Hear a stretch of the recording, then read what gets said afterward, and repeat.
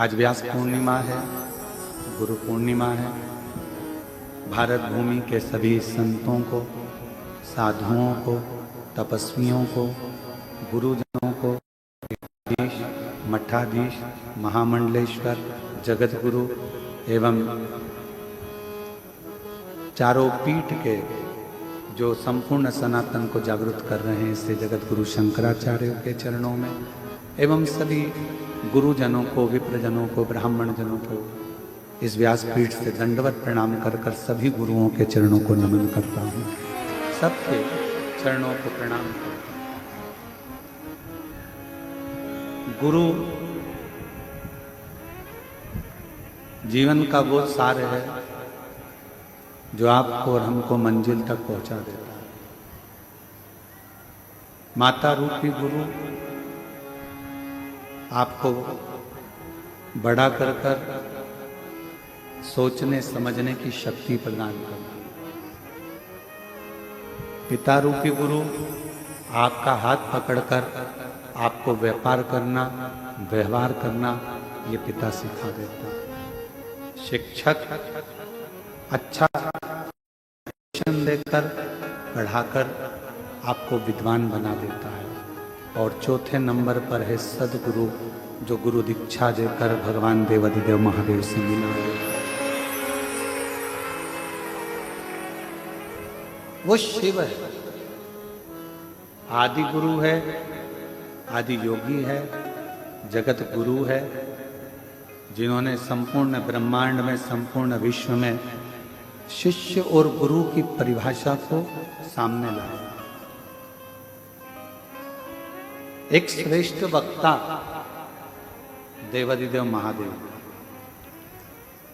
और एक श्रेष्ठ श्रोता भी देवाधिदेव महादेव। वक्ता भी शिव है, श्रोता भी शिव है। अमरनाथ जी की गुफा में जब भगवान शिव माँ जगतजननी अम्बा पार्वती जी को ज्ञान उपदेश देते हैं, तब पार्वती जी भी शिव जी को अपना गुरु मानकर उस ज्ञान को लेती हैं, जो अमर ज्ञान था। उस ज्ञान को लेकर माँ जगदम्बा भी अमर हो जाती है, जगतजननी भी अमर। हमने कथा के 5 दिन की कथा में तृतीय दिवस में कहा था कि घर में जो बुजुर्ग हैं, बड़े हैं, घर में पति है, घर में कोई वृद्ध अवस्थावान है जिसने अपनी पूरी जिंदगी संघर्ष के साथ आगे बढ़ने में निकाली, वो भी आपका गुरु है, वो भी आपका गुरु है। जिस शिक्षक ने आपको स्कूल में पढ़ाया, जिस शिक्षक ने आपकी कलम को चलाना सिखाया, वो शिक्षक भी एक बहुत बड़ी भूमिका गुरु की रखता है। एक माता पिता गुरु, शिक्षक और गुरु, ये जिंदगी के वो पहल हैं जहां आप इनकी छत्र छाया में अपने जीवन को आगे बढ़ा सकते हैं।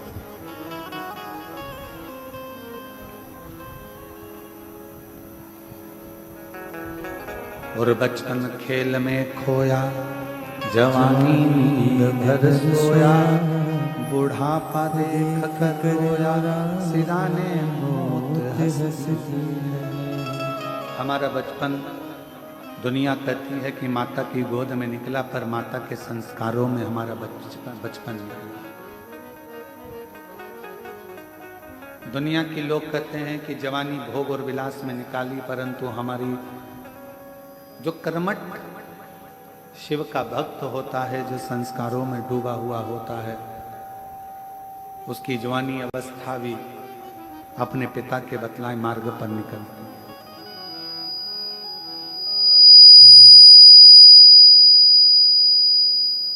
और एक अच्छा शिक्षक आपकी जिंदगी में मिल जाए तो वह आपके सारे मार्गों को विद्या के माध्यम से खोल देता है। और फिर चौथी अवस्था में जो बुढ़ापा है, उस बुढ़ापे में सब साथ छोड़ देता। कौन देगा साथ? जिन बच्चों को हमने पाल पोस कर बड़ा करा, उन बच्चों के पास भी हमारे पास बैठने का समय नहीं है। जिन बेटियों को हमने पाल पोस कर बड़ा करा, उन बेटियों के पास में भी हमारे पास बैठने का समय नहीं।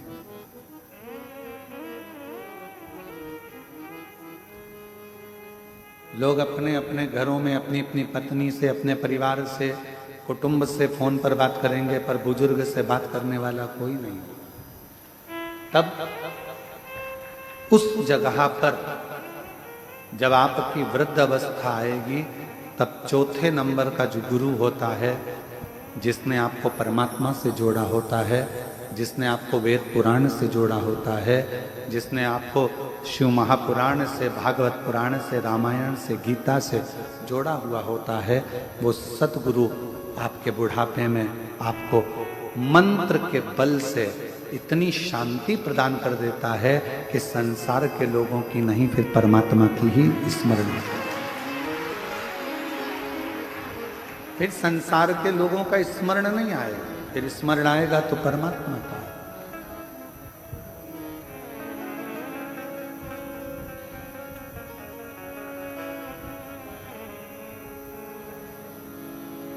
कोई स्मरण कराए, एक अवस्था के अनुसार परमात्मा की भक्ति को धारण करवाने के लिए गुरु का पद बहुत जरूरी है।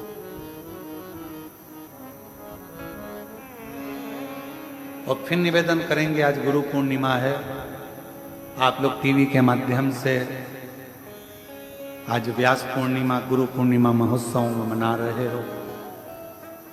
मान लो तुम्हारा भी कोई गुरु नहीं है ना, तो आज ही एक निर्णय करना और अपने घर में या शिवालय नजदीक में मंदिर हो, वहां थोड़ा सा जल चढ़ाकर श्री शिवाय नमस्तुभ्यम बोलकर शंकर जी को अपना गुरु बना ले, शिव को। और भगवान देवादिदेव महादेव को जब हमने अपना गुरु बना लिया, तो हमारा ये जन्म और वो जन्म, जितने भी जन्म अगर मान लो कहीं होता है, कभी कभी हो सकता है कि कर्म भोग के कारण फिर हमारा जन्म हो जाए, परंतु आप चिंता मत करो, आपका दूसरा जन्म नहीं होने वाला, क्योंकि आपने शिव महापुराण की कथा बहुत सुनी है। तो हम आपके लिए तो नहीं, परंतु हो किसी के लिए कि भाई ये जन्म वो जन्म, ना जाने कितने कितने जन्म जो इस मृत्यु लोक में आप और हमको मिले। जब ये जन्म और वो जन्म मृत्यु लोक में जितने जितने जन्म आपको और हमको मिले हैं, उन सारे जन्म और भी अगर कोई मिलेंगे तो ये निश्चित है, अगर एक बार देवादिदेव महादेव आपका गुरु बन गया तो किसी जन्म में तुम्हें भटकना नहीं।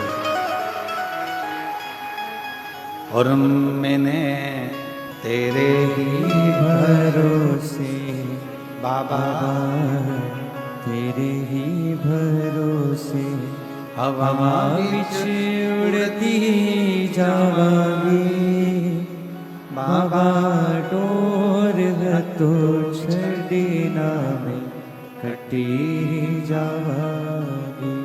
भोले मैं तेरी पतन शंभू, मैं तेरी पतन हवा विच उड़ती जावांगी बाबा, डोर तो छड़ी ना में कटी जावांगी। शिव गुरु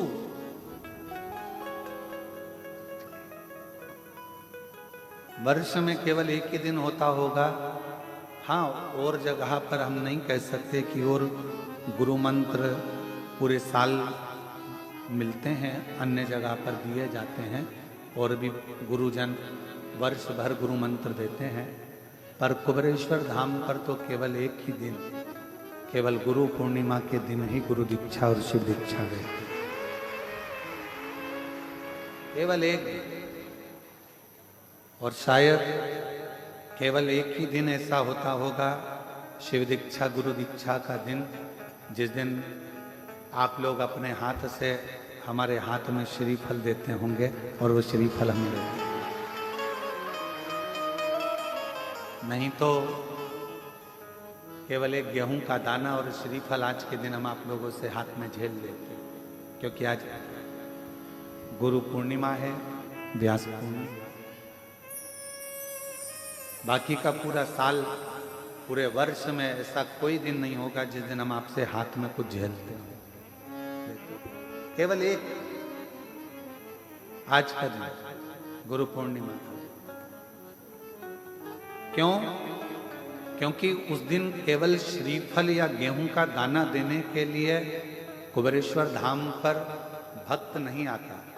उस दिन अपने भीतर के विकारों को मिटाने के लिए, अपना अहंकार, अपनी अभिमत्ता, अपना व्यसन, अपनी गलत आदतें, जब हम गुरु के हाथ में श्रीफल अन्न देते हैं तब हम अपनी पूरी गलतियों को गुरु के चरणों में छोड़ देते हैं। गुरु के चरण।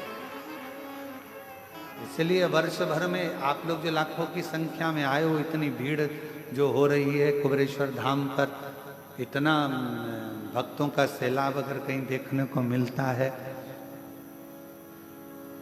शायद आप भी सोचते होंगे कि और भी जगह पर गुरु दीक्षा ली जा सकती है, पर कुबेरेश्वर धाम पर इतनी लंबी लाइन केवल गुरु मंत्र लेने के लिए, जो कि 3-3, 4-4, 5-5 घंटा, बल्कि हमारे हिसाब से तो सुबह से लेकर 10 बजे तक भी आप लोग लाइन में लगे हो, तो लगभग 5-5, 6-6 घंटे लाइन में लग आप लोगों ने गुरु दीक्षा ली। इतनी लंबी लंबा लोगों ने इंतजार किया। और ईश्वर को पाना और गुरु को पाना कोई सरल नहीं है। जब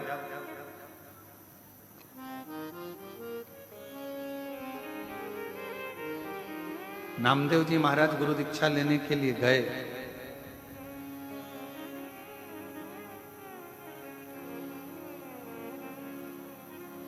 विशोबा थिएटर जी ने कहा, इतना भीड़ लगा हुआ है, गुरु दीक्षा लेने आए हैं, इनकी थोड़ी परीक्षा तो होना चाहिए।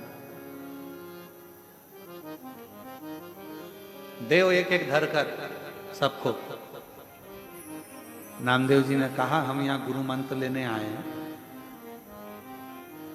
यहाँ हम कुछ महारथी खाने थोड़ी ना आए, हम तो गुरु दीक्षा लेने के लिए आए। और फिर अंत में विशोबा थिएटर जी ने कहा, एक काम करो कि सबको अंदर बुलाओ, जिसने धक्का खा लिया, जिसने मार खा ली। और नामदेव जी बाहर खड़े हुए थे, तो विशोबा थिएटर जी ने बुलाकर पूछा, नामदेव क्या बात है? मैं गुरु मंत्र लेने के लिए आया था, पर इतना धक्का खाना, इतना परेशान होना, इतना कष्ट झेलना। विशोबा थिएटर जी ने कहा, नामदेव, जो गुरु के दरवाजे पर एक बार धक्का खा लेता है, फिर वो दुनिया के धक्के कभी नहीं खाता।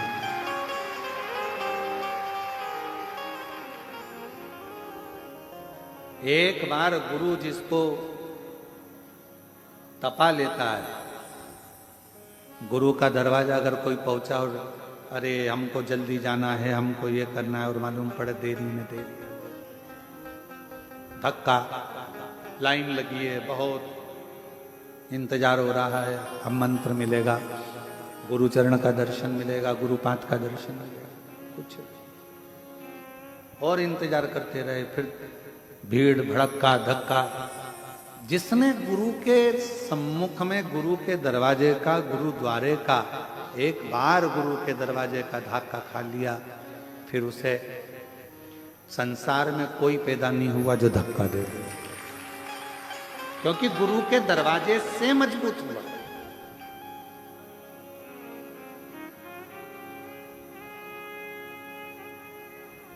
जो ब्राह्मण बच्चे गुरुकुल में पढ़ते हैं, उनको गुरुकुल में जाने पर कपड़े खुद धोइए, बर्तन मांजिए, भोजन बनाइए, सेवा करिए, झाड़ू लगाइए, पौधा लगाइए, वृक्षों में पानी दीजिए, सबके कपड़ों की घड़ी बनाइए, जाओ सेवा पर सेवा, सेवा पर सेवा। शिष्य से, ब्राह्मण बच्चों से जो गुरुकुल में रहते हैं, उनसे गुरुजी करवाते। क्यों? क्योंकि गुरु के दरवाजे पर आया है तो थोड़ा धक्का खा लेगा, गुरु के दरवाजे पर आकर अगर मेहनत कर ली है, गुरु के दरवाजे पर आकर अगर सेवा कर ली है, तो निश्चित है कि ये दुनिया में बहुत आगे बढ़ जाएगा। इसको कोई रोकने वाला नहीं, इसको कोई रोकेगा नहीं, ये निश्चित।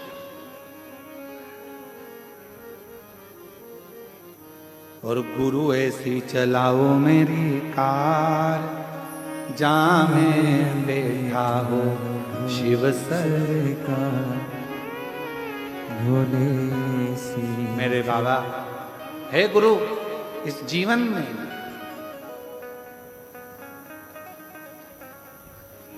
और इस गाड़ी के चार हैं पाए, इस गाड़ी के सारे पाए। धर्म, अर्थ, काम और मोक्ष के ये चार चक्के हैं।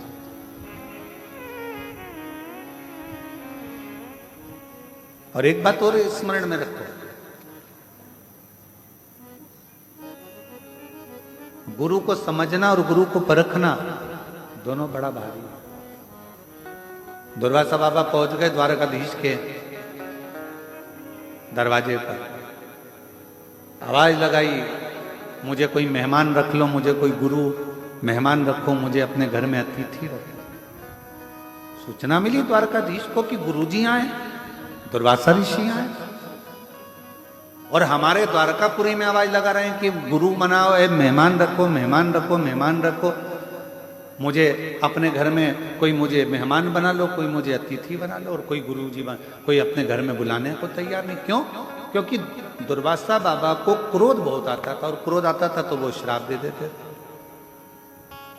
अब सूचना मिली द्वारकाधीश के पास में कि दुर्वासा ऋषि आए हैं और वो कह रहे हैं कि मेरे को कोई अतिथि रख लो, मेहमान रख लो।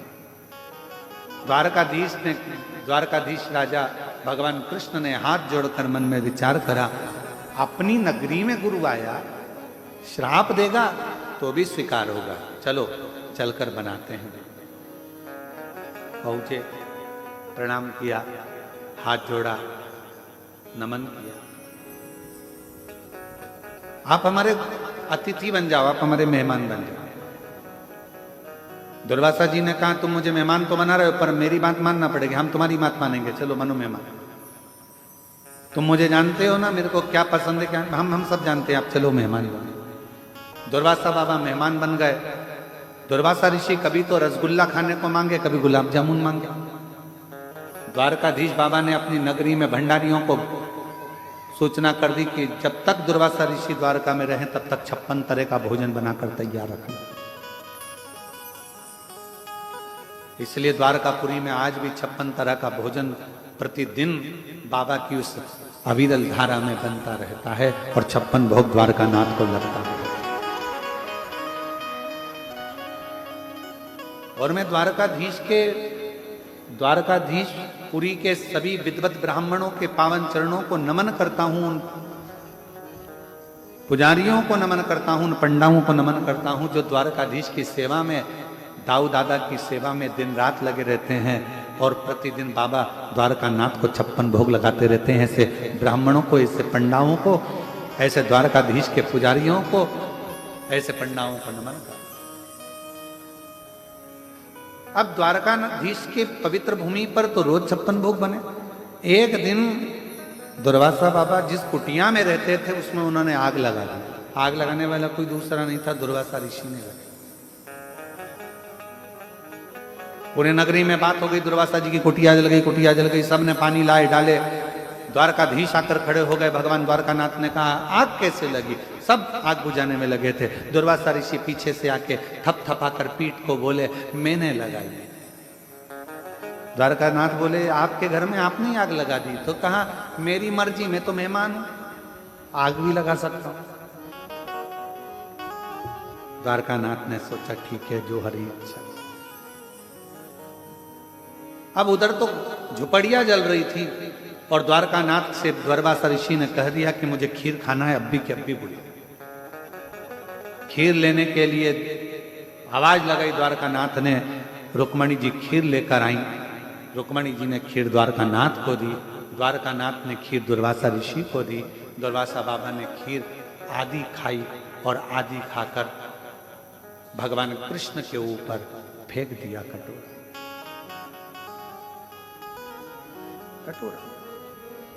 और जो खीर का कटोरा द्वारकानाथ के ऊपर दिया, देते से ही कहा कि इस खीर को पूरे शरीर पर लगा लो। द्वारकाधीश ने पूरे शरीर पर खीर लगा ली। रुक्मणी जी को हंसी आ गई, ऐसा मेहमान किस काम का जिसने तुम्हारी ही दशा बिगाड़ दी। दुर्वासा बाबा को क्रोध आ गया और द्वारकानाथ जी से कहा, आज मैं रथ पे बैठकर पूरी द्वारका घूमने के लिए जाऊंगा, पर रथ में कोई घोड़ा और घोड़ी नहीं लगेंगे, रथ को खींचने के लिए रुक्मणी लगेगी।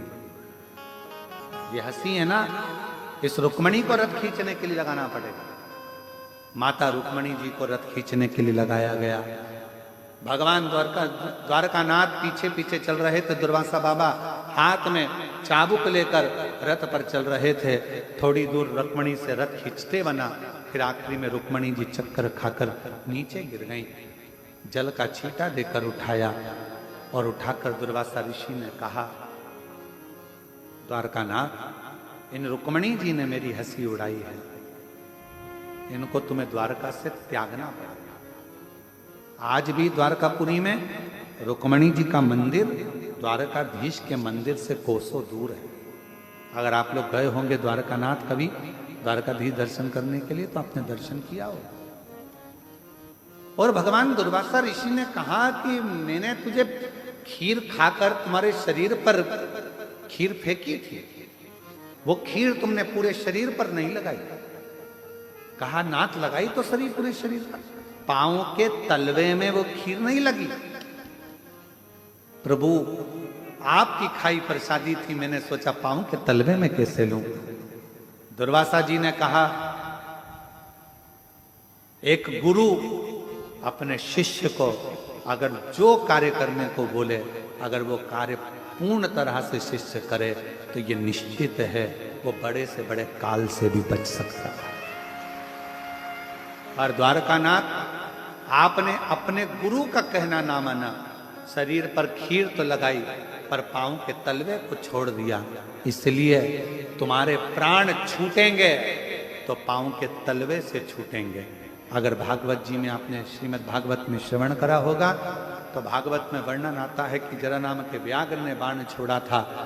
भगवान पांव के ऊपर पांव रखकर बैठे थे और पांव के तलवे में वो बाण लग गया था और द्वारकाधीश के प्राण शरीर वो पांव के तलवे से छूट गए, पांव के तलवे से।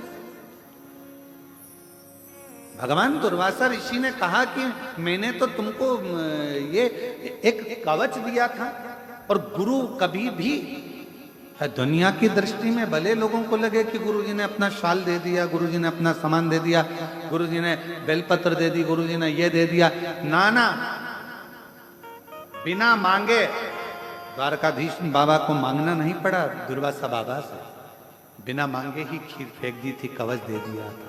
गुरु से मांगना ना पड़े और गुरु हृदय से अगर कृपा की दृष्टि ही कर दे, मुस्कुरा आनंद के साथ एक बार गुरु अगर देख ही ले, तो समझ लो कि जिंदगी सवर है,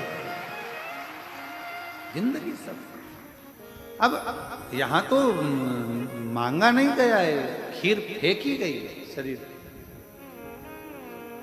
कई लोग कहने ये शॉल तो इतना 50 रुपए का होगा, 200 रुपए का होगा, गुरुजी ने जो दिया वो 200 का होगा, 250 का होगा, 500 का होगा, 1000 का होगा, 10,000 का होगा, या गुरुजी ने जो दिया वो छोटा मोटा होगा, हल्का फुल्का होगा। पर गुरु शिष्य को कुछ भी हल्का नहीं देता, वो गुरु शिष्य को उतना देता है कि वो हल्के से वजनदार होता चले, हल्का नहीं देता। कितना सुंदर कहा है, एक करोड़पति व्यक्ति, एक धनपति व्यक्ति, एक अरबपति व्यक्ति, एक खूब अच्छा विद्वान से विद्वान व्यक्ति खूब पढ़ गया, लिख गया, खूब आनंद की जिंदगी में जी रहा है। स्वामी विवेकानंद जी का संवाद है रामकृष्ण परमहंस जी से।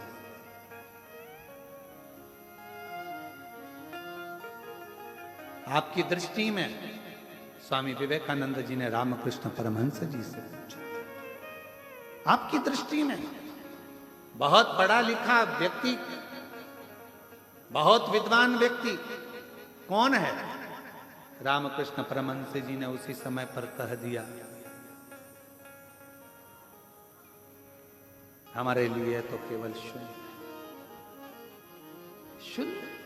हाँ, कोई बड़े ओहदे पर जाकर बैठ गया, बहुत बड़े पद पर जाकर बैठ गया, तो रामकृष्ण परमहंस जी कहते हैं हमारे लिए शून्य। तो आपके लिए श्रेष्ठ कौन है?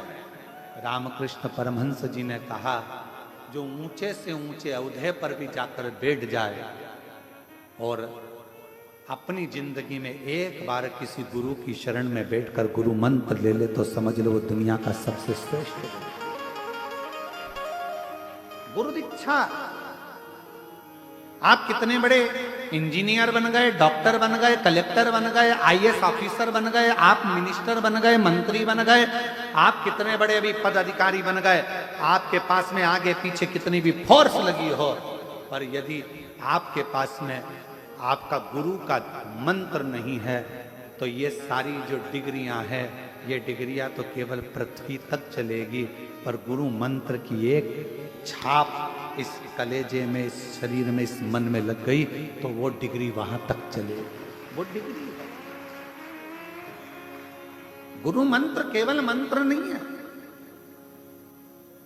गुरु दीक्षा केवल दीक्षा नहीं है।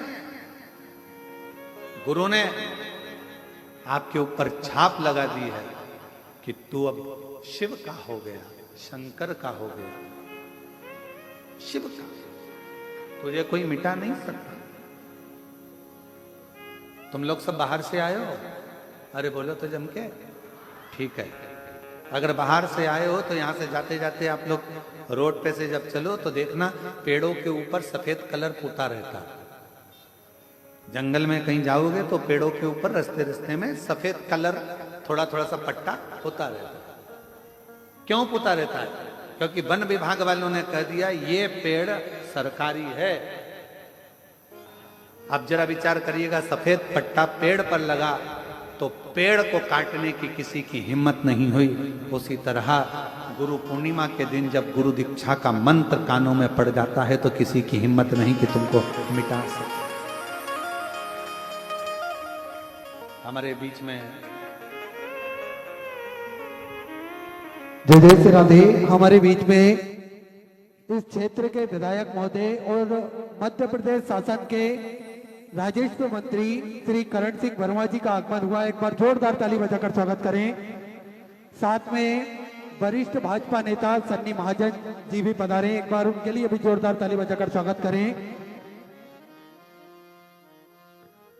बाबा की भक्ति में हमेशा आदरणीय मंत्री जी लीन रहते हैं, हमेशा भोलेनाथ की भक्ति में तत्पर रहते हैं और बड़े ही सहज और सरल स्वभाव के धनी हैं आदरणीय मंत्री जी।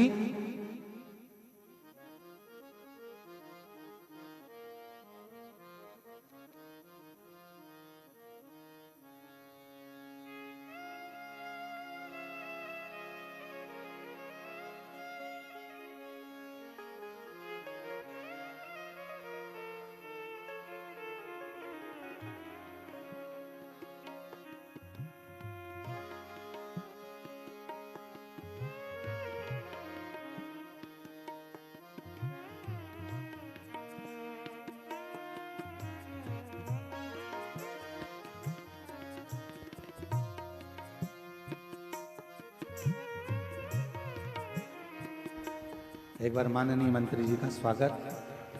राजस्व मंत्री मध्य प्रदेश शासन माननीय श्री करण सिंह जी वर्मा हमारे बीच में पधारे।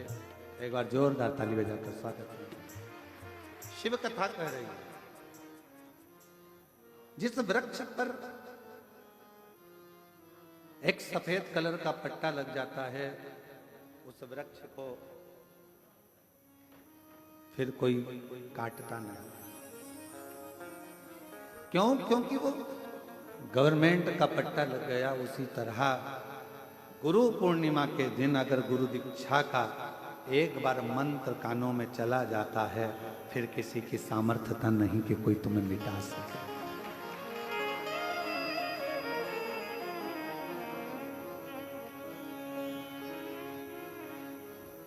बस याद रखो, अपने विश्वास को पक्का रखो, शिव के प्रति भी और गुरु के प्रति भी।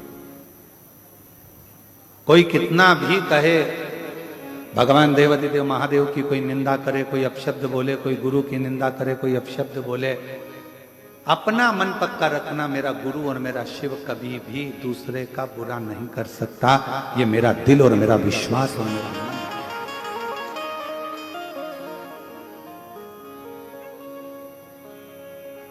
फूलों की कलियों में, काशी की गलियों में, फूलों की गलियों में, काशी की गलियों में, तेरे बिना कुछ कहीं ना,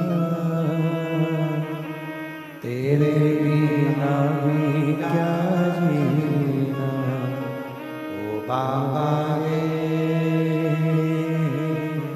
तेरे बिना भी क्या जीना, ओ शंभू रे, तेरे बिना भी क्या जीना। फूलों की कलियों में, काशी की गलियों में, फूलों की गलियों में, काशी की गलियों में, तेरे बिना कुछ कहीं ना, तेरे बिना भी क्या जीना, ओ बाबा रे, तेरे बिना भी क्या जीना, ओ गुरुदेव, तेरे बिना भी क्या जीना। अपने जीवन को श्रेष्ठ और गुरु दुर्वासा बाबा ने जैसे खीर दी, शरीर पर लगाई, वो खीर दुनिया की दृष्टि में खीर थी, केवल दुनिया की दृष्टि में वो खीर है, पर मेरे दुर्वासा जी ने खीर नहीं दी थी, मेरे गुरु बाबा ने तो कवच दिया था, उस कवच को धारण करना था। और गुरु अगर कोई चीज दे दे तो समझ लेना कि वो करोड़ों की है, वो कवच के रूप में हमारी जिंदगी में कहीं ना कहीं हमको बचा ले, ऐसे देता ही है।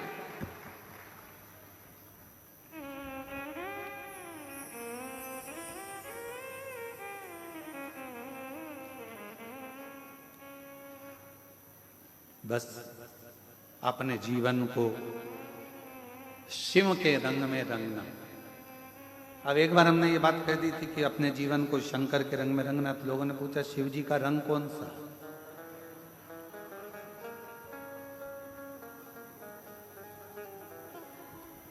शिव जी का रंग कौन सा? अच्छा जाने तो पानी का रंग कौन सा होता है? पानी का कोई रंग होता है? जम के तो बोलो जरा। नहीं। शिव जी को चढ़ता क्या है? जल। जल का रंग नहीं होता, शिव का कोई रंग नहीं है। जो जिस रंग में रंगना हो उस रंग में शंकर को रंग सकता है। जल को लाल कलर डाल दो लाल हो जाएगा, पीला डाल दो पीला हो जाएगा, काला डाल दो काला हो जाएगा, हरा डाला हरा हो जाएगा, गुलाबी डाला गुलाबी हो जाएगा। तुम जिस रंग में रंगोगे उसको वो रंग। जल और देव अधिदेव महादेव ऐसा ही ऐसा। एक छोटा सा गरीब, कितना सुंदर व्याख्यान आया। कड़प भील रहता वन में, लोगों को शिव जी की आराधना करना देखा, उसने भी सेवा करना चालू करी। मुंह में पानी भर लिया क्योंकि लोटा नहीं था जल चढ़ाने, लोटा नहीं था। हमको एक स्मरण आ रहा है, सोमानी जी कथा कराए थे परली बैजनाथ में, और परली में कथा चल रही थी, सोमानी परिवार कथा कराया था। अब सोमानी जी बोले गुरुजी दर्शन के लिए चलना है। हमने कहा बिल्कुल चलो। दर्शन करने के लिए गए तो हमने देखा एक छोटी सी लड़की थी, लगभग उसका उम्र होगा 6-7 साल की, 7 साल उम्र होगा उसका, 7-8 साल अपन मान।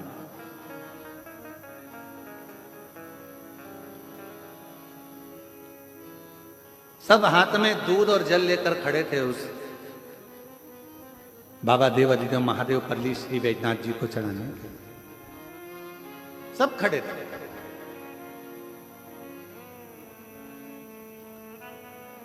और एक छोटी सी लड़की अपनी मम्मी का हाथ पकड़ी थी।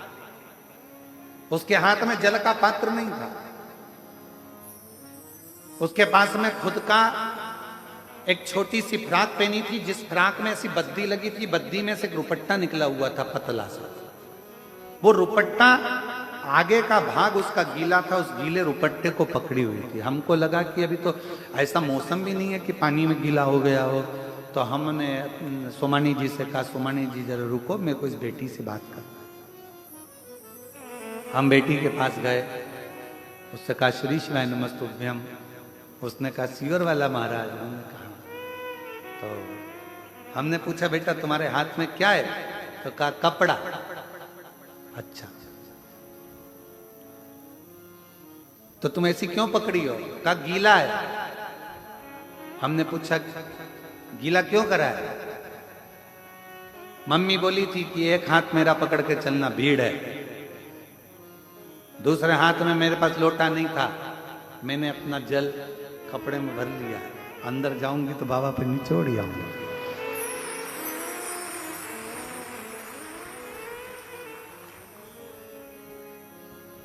अब ईमानदारी से बोलो, बाबा सोने का लोटा और चांदी के लोटे देखेगा क्या?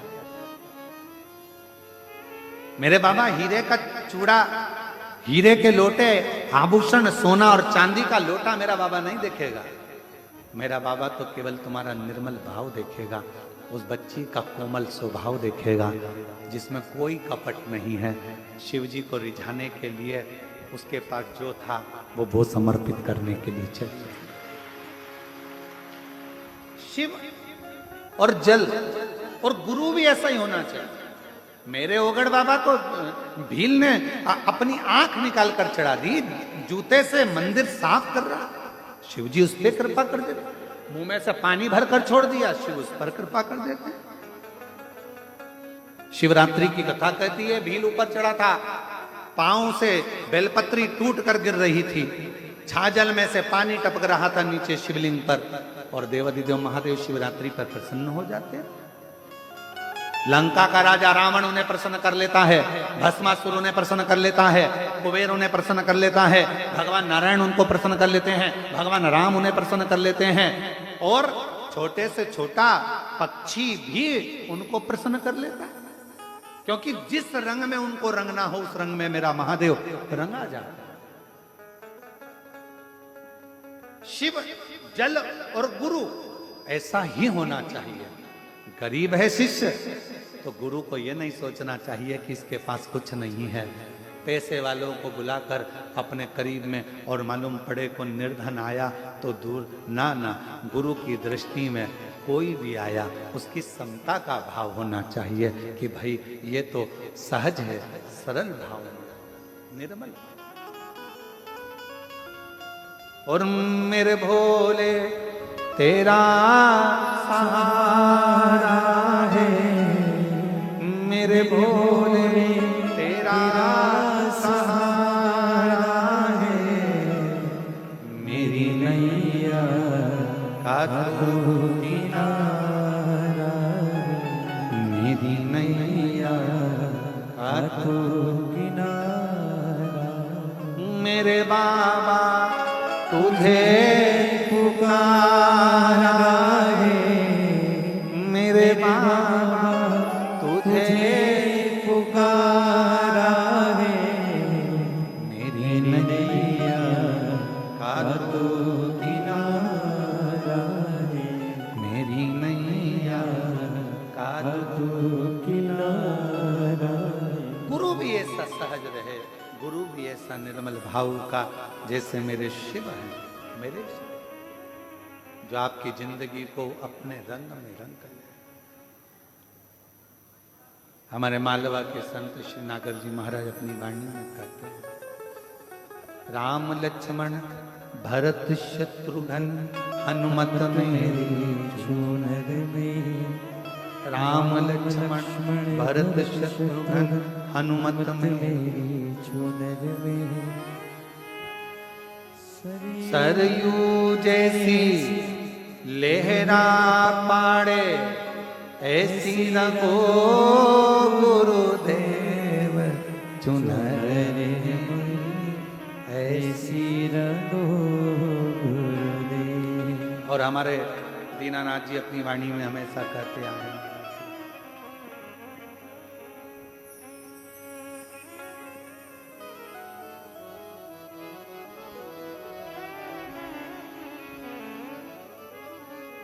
गुरु ने मंगाई सत गुरु ने मंगाई,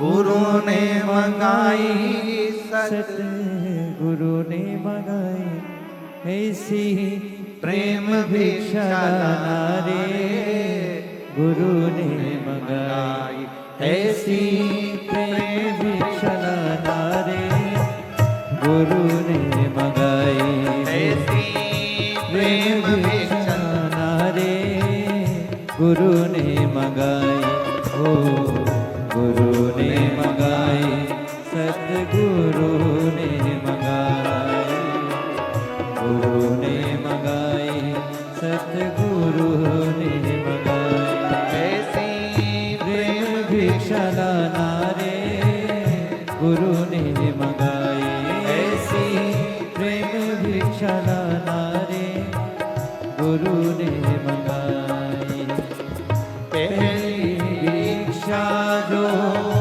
जल की नाना, पहली भिक्षा जो जल की नाना,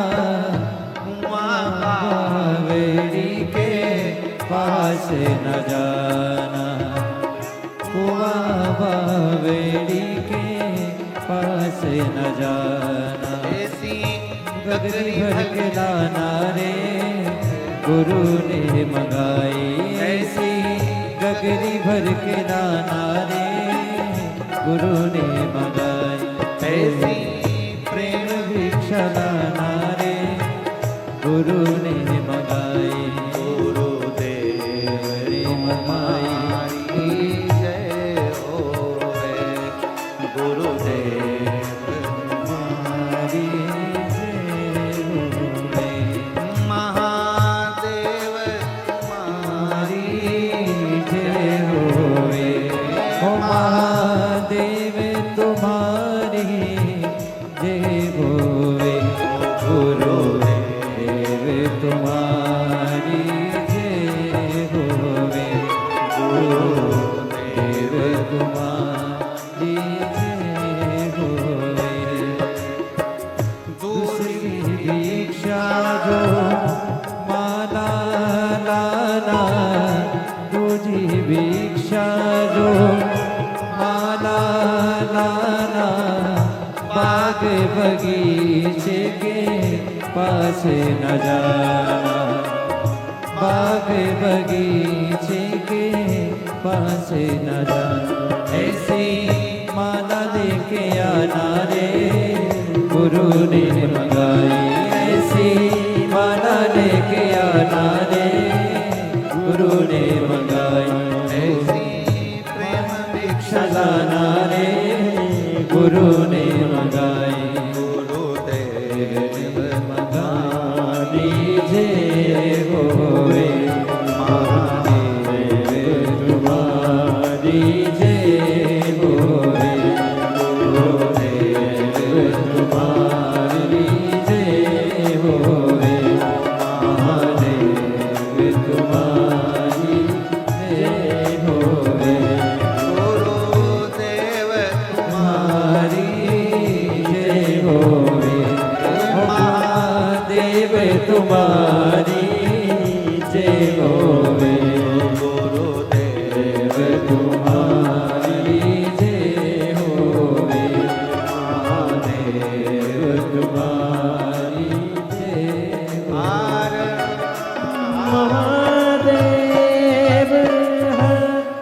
भी अपने स्थान पर बैठकर आज व्यास पूर्णिमा गुरु पूर्णिमा के दिन पवित्र गुरु महिमा को सुन रहे हो कुबेरेश्वर धाम की भूमि से। आप भी आज जहां बैठे हो वहीं बैठकर श्री शिवाय नमस्तुभ्यम बोलकर ये मान लो कि शिव हमारा गुरु है और हम शिव के शिष्य हैं। मानकर सब साथ में बोलेंगे बड़े प्रेम से।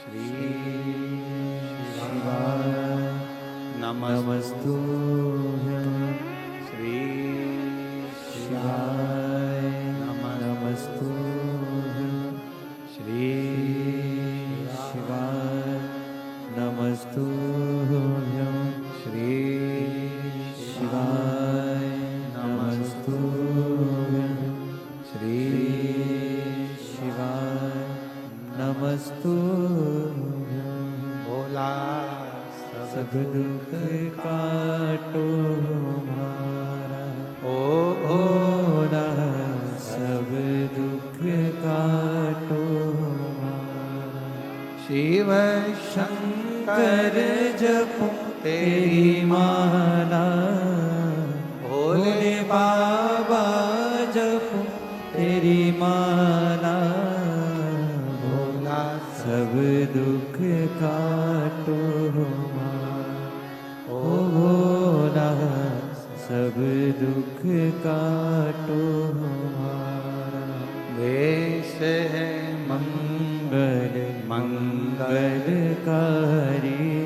वेश है मंगल मंगलकारी शमशान वासी हमारा शमशान वासी हमारा ओ भोला सब दुख काटो हमारा ओ भोला सब दुख काटो हमारा।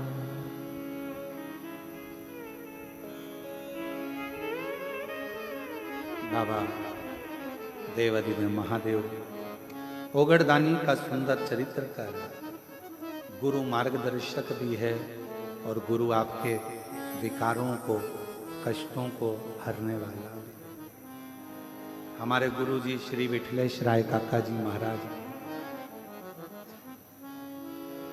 जिनके नाम से श्री विठलेश सेवा समिति चलती है। हमारे गुरु जी ने इंदौर हवेली जी गोवर्धन नाथ जी की जिन्होंने गुरु दीक्षा दी ब्रह्म संबंध कराया तो उनके मुख से एक ही शब्द था मिश्रा।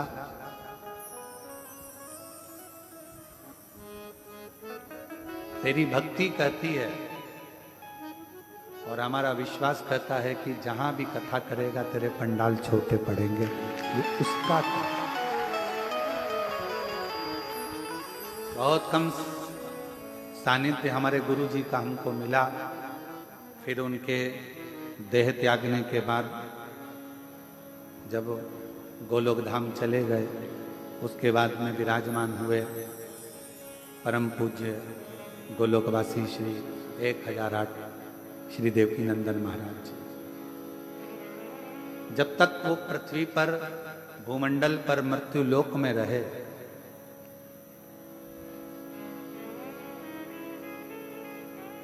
और देवकी नंदन महाराज जी जब तक परम पूज्य 1008 संत श्रोमणी हमारे श्री विठलेश राय काका जी महाराज जी की गादी पर जो विराजमान थे और जब तक वो पृथ्वी पर तब तक उनका भी इतना स्नेह रहा कि जब भी कोई आयोजन हमारे गोवर्धननाथ हवेली में इंदौर में होता और उनका पहले सूचना आ जाती मिश्रा ये आयोजन है, ये मनोरथ है, ये उत्सव है।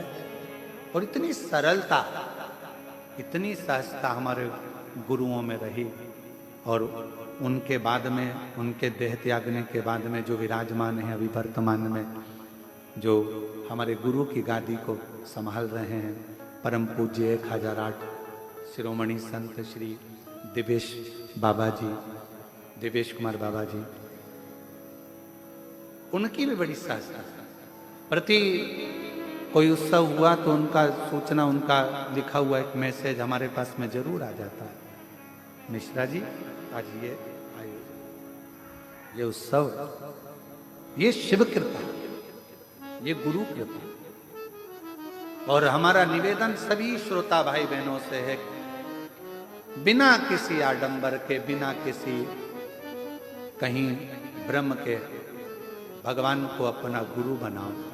चाहे तुम राम को बनाओ, चाहे कृष्ण को बनाओ, चाहे शिव को बनाओ, पर गुरु परमात्मा को बनाते हुए आनंद के साथ। गुरु गुरु हमारे इंदौर हवेली जी के वर्तमान में जो विराजमान है श्री दिवेश बाबा जी, जो नित्य प्रति उनका भी स्नेह उतना की उतना ही।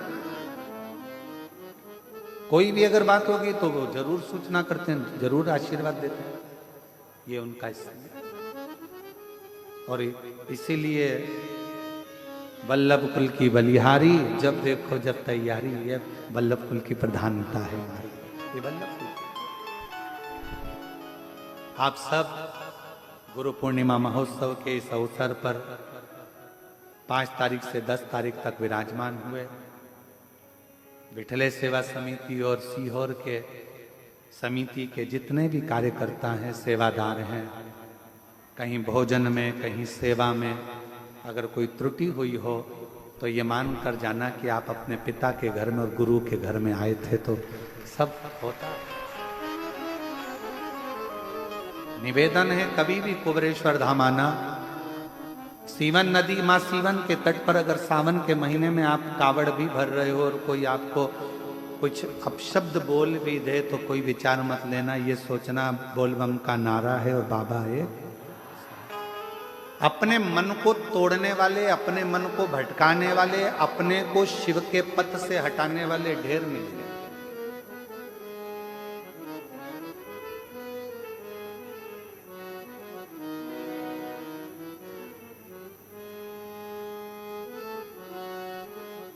गंगा का जल जिसके मन में और बुद्धि में बैठा रहता है, उसको संपूर्ण जगत में गंगा का जल ही दिखता है।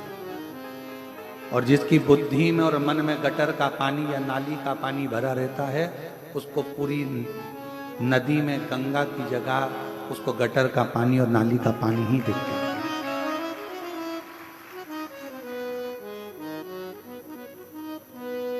बहुत मिलेंगे आपको, क्यों जल भर रहे हो, क्यों कावड़ भर रहे हो, क्यों 11 किलोमीटर दूर तक जा रहे हो, क्यों ऐसे हरिद्वार से जल लेकर चले, यमुना जी से जल लेकर चले, क्यों इतना इतना किलोमीटर दूर चले जा रहे हो, कोई पार्वती से जल, कोई छिपरा से जल, कोई नर्मदा जी का जल लेकर, क्यों इतना दूर जा रहे हो, कौन ने कहा जाने का? उससे कहते ना हमको ज्ञान मत दे, हमने तेरे से पूछा था जब जल उठाया था, तो हमें ज्ञान क्यों देना? हमारा बाबा, हमारा जल, हमारा विश्वास और हमारा सनातन धर्म हमारे लिए है। हमने तुझसे राय नहीं मांगी कि ये नदी के जल में नाली का पानी मिल रहा है कि गटर का पानी मिल रहा है। हमारी दृष्टि में गंगा आज भी शुद्ध है, हमारी दृष्टि में यमुना आज भी शुद्ध है, हमारी दृष्टि में मां नर्मदा आज भी शुद्ध है, हमारी दृष्टि में मां छिपरा आज भी शुद्ध है, हमारी दृष्टि में मां सीवन आज भी शुद्ध है, क्योंकि हमारी बुद्धि शुद्ध है, इसलिए संपूर्ण जगत शुद्ध है, संपूर्ण जगत शुद्ध नजर आता है। जिसकी विपदा में विनाश काले विपरीत बुद्धि, जिसकी बुद्धि में गलत समाया होगा उसको गलत दिखेगा, जिसकी बुद्धि में सब श्रेष्ठ होगा उसको सब श्रेष्ठ नजर आएगा। कंकर में भी शंकर दिखता है जब लोग कुबरेश्वर धाम में आते हैं, एक एक कंकर में।